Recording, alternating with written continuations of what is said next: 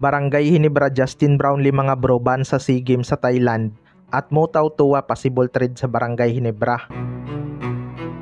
So Gilas Pilipinas nga ang defending champion sa SEA Games mga bro at balak nila itong depensahan ngayong taon. Kaya lang masyado ngang overpower ang Gilas Pilipinas sa tournament na yan. May lumabas ngang report mga bro na ban daw sa Thailand sa SEA Games ang mga import. Kaya isa si Justin Brownlee sa mababan sa tournament na yan.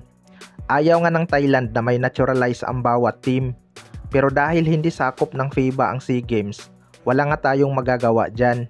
Mukhang takot nga ang Thailand sa Gilas Pilipinas na may Justin Brownlee dahil alam naman natin pagdating sa SEA Games, Gilas talaga ang nagahari. Pero hindi naman nababahala ang mga fans dahil malakas pa rin naman ang locals ng Gilas Pilipinas. Maraming ang PhilAm na confirm ng maglalaro para sa Gilas. Pero iba pa rin yung kumpiyansa kapag nandyan si Justin Brownlee mga bro. Mas buo nga ang tiwala nating manalo dahil subok na nga si Justin Brownlee na kaya niyang palakasin ang Gilas Pilipinas. Dito talaga masusubukan ng ating mga locals kung kaya ba nilang manalo kapag walang import. Ang mahirap lang dyan baka maraming import caliber ang kanilang bansa na naglalaro bilang local. Kaya naglabas sila ng ganyang roles upang i-take advantage ang tournament.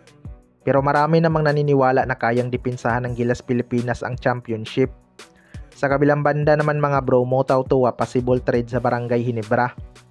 Ito ngang si Mutaw Tuwa ay naging mainit sa social media matapos itong hindi daw nagbayad ng tama sa kanyang agent. Kaya may mga lumabas na rumors na posible itong i-trade ng SMB sa Barangay Hinebra.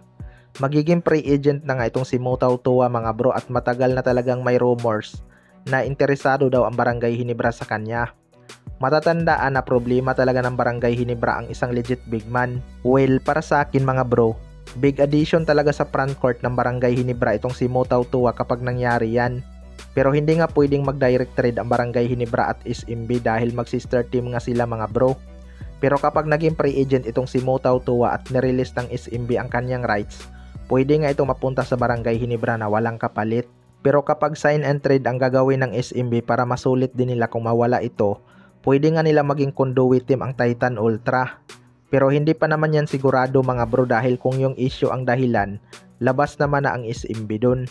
Malaking pyesa din ang mawawala sa kanila kapag binitawan nila itong si Mutaw Tuwa dahil ito nga ang nakakatulong kay Junmar Fajardo sa painted area. Two-way player kasi itong si Mutaw Tuwa mga bro at kaya nitong maglaro ng multiple position dahil may shooting din to beyond the arc at malakas ang katawan pagdating sa painted area. Kaya abangan na lang natin kung papayag ang SMB management na ilipat si Mutaw Tuwa sa Barangay Hinebra. Kayo mga bro, ano masasabi nyo tungkol dito?